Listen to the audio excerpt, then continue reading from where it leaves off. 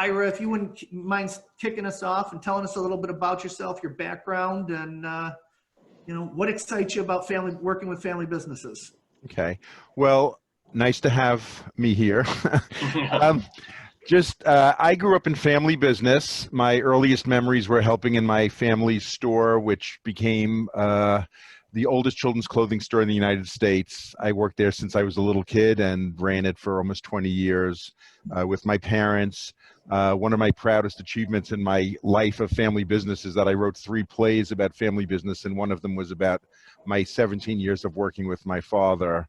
And we presented that all over the world, including a while back in Catalan. I ran a program called the Family Business Center of Pioneer Valley that's in Western Mass. I passed the torch last October, and now I'm doing consulting and so on. But my one claim to fame as a family business consultant is I can take really careful notes with action plans and agreements even as I'm breaking up a fist fight. That has happened. I love it. Thank you. We appreciate you being here, Ira. Jeff. All right. Believe it or not, I also am recovered from family business. Worked with my mom and dad. We had a commercial printing business in New York City. That was my family's business, and another smaller business in New Jersey. I really didn't love commercial printing, and I really felt like working with my father, if we continued that, that we weren't going to have a father-son relationship anymore. And I decided to go my own way. Something you see in family business is families who really encourage or strong arm someone to be in the business that doesn't want to be there. And really, if somebody doesn't have the passion for it, it's best not to sort of push them into it. Or that you see people allow the next generation into the business when maybe they don't have the skills to really contribute. Those are 2 big things I found in my case.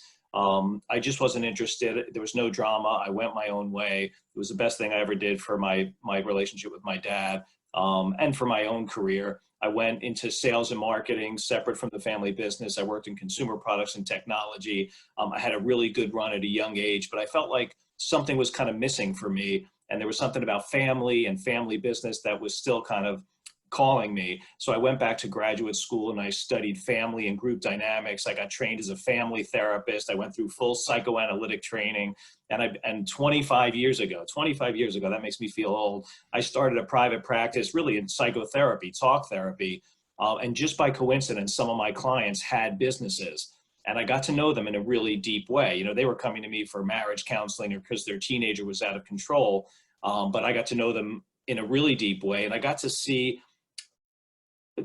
really great insight into how the family dynamics and the emotion affected business and financial decisions, and how owning something that was intended to go from one generation to the next affected the family relationship. So the family relationships and emotion affecting the business, and owning a business affecting the family. And I thought there's something that I could do here that's different than what a shrink therapist does, but also different than what a CPA or MBA type consultant does. And so and that was 25 years ago, and now I spend most of my time just consulting to families where family dynamics and emotions and relationships intersects with, figuring out who's going to run a business, who's going to own it, what are we going to do with this, what are the roles and responsibilities. So sorry if that was long-winded. I told you, Mike, Ira and I can talk.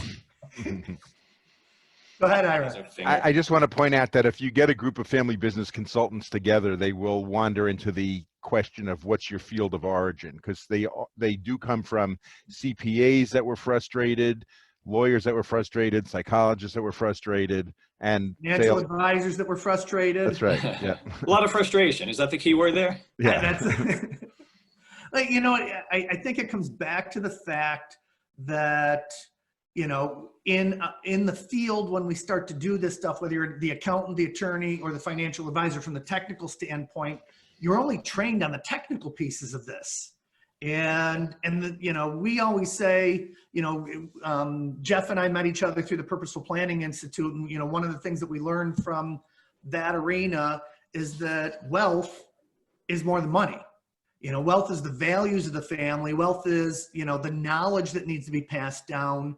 And that family all by itself is pretty darn complicated. Whether without a business, my wife's family does not have a business that they own together, and that family is complicated all by itself. And so now, if you decide to take family and business and mix them together, sign me up for physicist